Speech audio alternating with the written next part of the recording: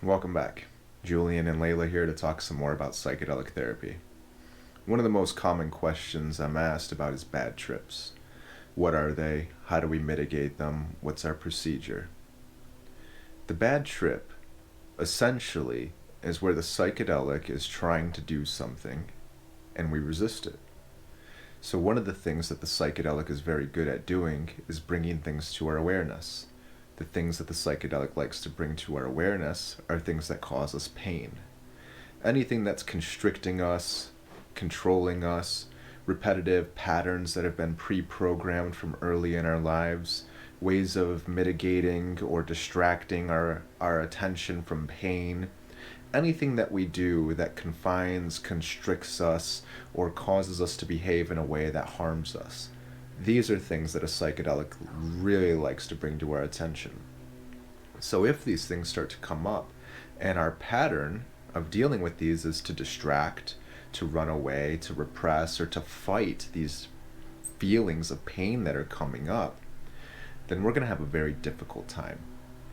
The bad trip, in my opinion, is characterized by one of two things: something coming up and saying, no, I don't want that, or looking at the experience and saying, I want something else. If we resist the things that are coming up, we will have a very stressful time.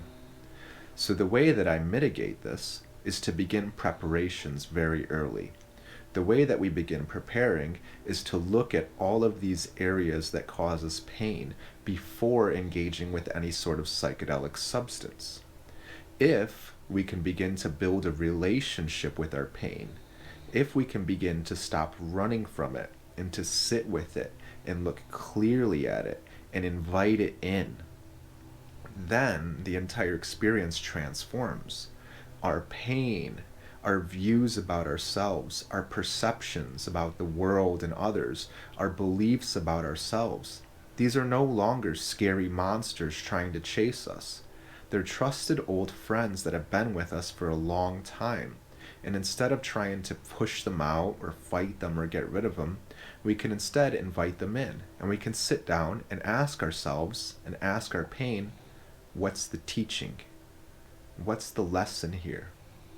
What is this experience trying to help me with?